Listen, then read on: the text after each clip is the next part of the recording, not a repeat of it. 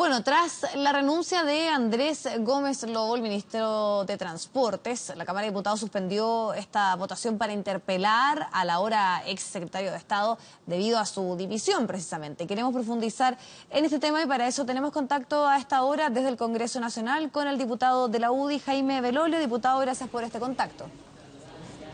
Buenas tardes, Diana, ¿cómo estás? Bien, diputado, y estamos interesados en conocer su opinión. Primero, a la renuncia del ministro de Transportes. Bueno, obviamente fue sorpresiva para todos nosotros. Hoy día se iba a votar la interpelación y probablemente se iba a aprobar y entonces íbamos a hacerla el día 4 de abril. Y a mí lo que me mencionan todos los medios es que el ministro habría presentado su renuncia en enero por distintas razones y que hoy día en la mañana la presidenta le dijo la vamos a hacer efectiva porque básicamente el gobierno no aguanta otra interpelación. Y menos además con las cifras que nosotros íbamos a entregar. Este ministro, que yo no tengo ninguna duda de sus capacidades personales, ni estoy poniendo eso en tela de juicio, sino que su gestión como ministro de Transporte han sido lejos los peores 3 años que ha tenido el Transantiago. Este ministro aumentó el subsidio en un 28%, pero aumentó la evasión solo en su gestión en los últimos 3 años en un 43%. Al mismo tiempo disminuyó la cantidad de pasajeros transportados en un 7% y el costo del sistema aumentó en un 18%. Es decir, no hay por dónde. Y por si fuera poco, ahora viene la licitación del Transantiago para, obviamente, la nueva etapa.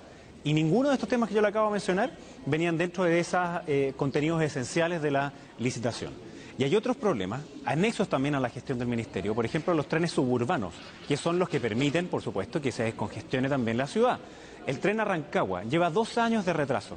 El tren a Nos también está retrasado a pesar de que ya nos habían dicho que en marzo iba a estar listo. El tren a Milipilla y Talagante fue una promesa de campaña que finalmente no se cumplió. A Batuco y Lampa exactamente lo mismo. Después otro tema que nos preocupaba y que queríamos que el ministro nos expusiera son las tremendas diferencias que existen en el subsidio al transporte metropolitano, que es más de un 40% a la tarifa, versus las regiones, que es solo un 20%. Y todas las ciudades que no son parte de la provincia de Santiago, excluyendo en este caso también a San Bernardo y Puente Alto, que sí tienen Transantiago, todas esas otras ciudades, Paine, Talagante, Buin, Melipilla y otras, no tienen ningún subsidio. Es decir, esas personas, las de Buin, por ejemplo, donde yo vivo, la Buin Maipo, son 1.200 pesos. Sin embargo, si cruza el puente Maipo ya son los 740 en hora pic que se paga por el Transantiago. Todas esas cosas eran materias relevantes que queríamos preguntar y sin duda que el ministro renuncia porque no quiere hacerse cargo de la interpelación, no quiere hacerse cargo de estos datos que estaban ahí a la vista de todos. Y yo lo lamento porque podríamos haber discutido sobre el futuro del Transantiago, el futuro del transporte público, que es lo que a mí me interesa. Diputado, más allá del detalle de lo que usted plantea en relación a la gestión del ministro, usted lo que dice es que la decisión de aceptar su renuncia en el día de hoy, porque lo que se ha dado a entender es que ella se había conversado con harta antelación con la presidenta, ¿obedece a una cierta estrategia para evitar la interpelación? Yo no tengo ninguna duda de eso y queda la evidencia de toda la ciudadanía. ¿Por qué justo hoy día en la mañana, antes de las 10:30, donde íbamos a votar la interpelación, se hace efectiva su renuncia si es que estaba desde enero? O sea, es bastante obvio que es por la interpelación. Y aquí esto, lamentablemente el ministro en su gestión se fue de fracaso en fracaso hasta que le tomaron la renuncia hoy día, porque esto iba a exponer el fracaso de 10 años, las humillaciones permanentes de los santiaguinos en materia del Transantiago y que este gobierno no ha tenido ni la fuerza ni la voluntad política para cambiarlas. Y es el proceso de nueva licitación donde se puede permitir hacer eso y entonces yo espero que la nueva ministra así lo haga. Por supuesto nosotros retiramos la interpelación porque a pesar de que hay ciertas cuestiones que son institucionales, aquí era la gestión del ministro la que iba a ser interpelada, que es lo que él iba a hacer como ministro. Y esto fue como por fair play. Entonces le dijimos a la ministra, y lo vuelvo a anunciar, que le vamos a dar 2 meses. Y en 2 meses queremos saber exactamente cómo va a mejorar el sistema de transporte público en Santiago y también en regiones. Y si eso no es satisfactorio, entonces por supuesto que vamos a hacer esa interpelación para conocer exactamente qué es lo que pretende hacer y que la ciudadanía también la conozca esa respuesta. Diputado, y en esos 2 meses, ¿usted considera que es el tiempo para ver efectivamente cambios a problemas que, el mismo detalle de lo que usted está planteando, son estructurales, son complejos? Entonces, aprovechando también que estamos hablando de este tema, ¿qué le parece precisamente, podríamos decir, lo que se conoce hasta ahora del currículum de quien va a asumir este ministerio, que por lo menos sabemos que ha estado 13 años al interior de esta cartera? Mira, yo no tengo ningún antecedente para dudar de su trayectoria ni nada, así que si ella lleva 13 años, me imagino que conoce al detalle cómo ha funcionado el Transantiago, sabe de su fracaso. Creo que la renuncia del ministro, en el fondo, es el sello definitivo del fracaso completo y total de la que se conoce hasta hoy día como la peor política pública en Chile. Y sí se pueden hacer cambios estructurales, y esos cambios estructurales tienen que hacerse ahora, en la licitación que le sigue al Transantiago ahora. Entonces, obviamente el ministro tiene que responder por qué a Medbus se le prorrogó el contrato del 2018 al 2020 y se va a sacar de esta licitación, por qué a su bus se le hizo un trato especial dado que está en reorganización de activos. La nueva ministra sí puede hacer cambios estructurales ahora y espero que así lo haga, que lo haga en la nueva licitación del Transantiago que ya está trazada y no conocemos sus detalles, solo conocemos los contenidos esenciales. Por supuesto que va a quedar para adelante de nuevo, pero creo que ya es tiempo. A 10 años del Transantiago, a 10 años de humillaciones para los chilenos, que nos digan que ya basta y que se va a mejorar de manera estructural. Bueno, y precisamente a partir de esas cifras tan complejas que arroja el Transantiago en evasión, en la cantidad de subsidios, algunos expertos y algunas voces señalan que debiese postergarse y haber una discusión mucho más de fondo respecto a los contratos y al tipo de sistema de transporte que debiese haber en nuestra capital. ¿A usted le parece eso una idea interesante o posible?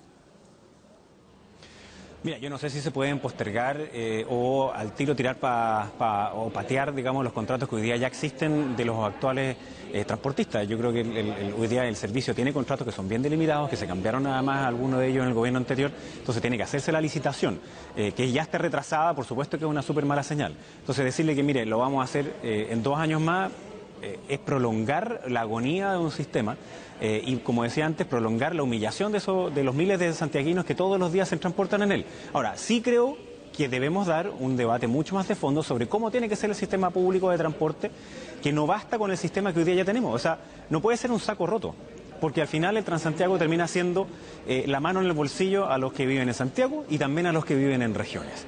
Y se postergan inversiones, por supuesto, también en regiones, que hoy día es donde vive la mayor parte de los chilenos. Y queda esta desigualdad que le decía yo de subsidio en la tarifa entre regiones y Santiago y entre las ciudades que están en torno a la provincia de Santiago, como Huinipaina, donde vivo yo, versus las personas que transitan dentro de Santiago. Lo que han hecho otras partes del mundo, por supuesto que es integrar distintos tipos de transporte público. Entre ellos es extender su red de metro. Y este gobierno hasta ahora no ha comprometido ni un kilómetro más que lo que ya venía anunciado de parte del gobierno anterior. Entonces, si esa es la postura, bueno, hagámosla. Si la otra alternativa que se ha planteado es mejorar el Transantiago, eso significa que hay que invertir en infraestructura, en vías exclusivas, en muchas cosas más. Y ahora se ha hecho de manera muy tenue. Algunos decían, no, que mire, si pintamos las calles como vías exclusivas, eso ya es suficiente. Por supuesto que no. Y ahora el proyecto de ley que presentó el gobierno después de 3 años era uno para tener un registro de evasores. ¿Y por qué no se pusieron nunca una meta de cuánto iba a bajar la evasión? Entonces, yo la verdad es que veo que lamentablemente por el ministro hay el ejercicio de su cargo en los últimos 3 años fue un muy mal ministro en materia de Transantiago. Él fue parte de los que asesoró al ministro Velasco en los inicios del Transantiago, luego asesoró al ministro Cortázar cuando se cambiaron los contratos de manera más profunda y hoy día él como ministro, a pesar de que es el que ha tenido más plata, es el que ofrece lejos los peores resultados.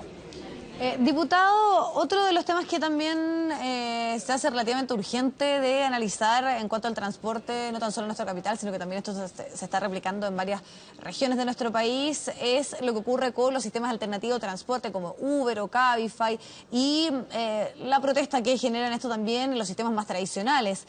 ¿Hacia dónde se debiese avanzar y qué espera precisamente de la nueva ministra en esta materia? Mira, yo creo que cuando uno habla de transporte público, habla en el fondo de calidad de vida. Entonces, no solamente los colectivos, los taxis, los buses, el metro o el tren, sino que es un conjunto de cuestiones que al final incide en cómo nos relacionamos unos con otros. Solo para poner un ejemplo, una persona hoy día de San Bernardo que quiere llegar al centro de Santiago, se demora alrededor de 2 horas desde que sale de su casa hasta que llega al centro, va apiñado en un bus, se sube apiñado al metro y después a la vuelta es exactamente lo mismo. ¿Qué espacio queda para la vida familiar? ¿Qué espacio queda para atender a sus hijos, para ocupar el espacio público? Y Uber y Cabify son obviamente 2 aplicaciones modernas que han dado solución a un problema que es bastante estructural con respecto a los taxis. Y los mismos taxistas y los gremios lo saben, que parte de la emergencia, o sea, del nacimiento de Uber y Cabify, es porque ellos también no han hecho toda la pega que deben hacer. ¿Y qué es lo que debe hacer el gobierno? Primero, solucionar esta contradicción tremenda en que el ministro anterior, por un lado, decía que eran piratas y había que sacarlo, y al otro lado le decía después a los taxistas de que la gente los prefería. Entonces, ¿qué es lo que vamos a hacer? ¿Qué es lo que va a pretender hacer el gobierno? tapar el sol con un dedo y decir que, mire, ¿sabe qué? No queremos las aplicaciones tecnológicas y queremos retrasarnos a ellas. Yo creo que eso sería absurdo. Sí me parece que hay que regularlo. Es una competencia desleal, digamos, el que hayan algunos que tengan que pagar patente, que tengan que pagar una serie, no sé, de licencia profesional, seguros y otros que no lo tengan. Sin embargo, ¿qué es lo que ofrece Uber para los ciudadanos hoy día? Le ofrece más seguridad muchas veces que subirse dentro de un taxi, porque tiene GPS, porque saben exactamente cuál es el precio entre que ellos se suben hasta que terminan, no necesitan andar acarreando dinero. Entonces, son muchas materias las que de verdad se tienen que tomar en cuenta y no solo la presión de un gremio que pueda ser más fuerte o organizado u otro. Y yo veo que el gobierno es experto en eso, que cuando hay un gremio que está organizado, le sigue a ellos nomás, en vez de ponerse, en este caso, en el zapato de los ciudadanos. Ok, diputado, muchísimas gracias por este contacto. Ya, pues muchas gracias a ti. Chao.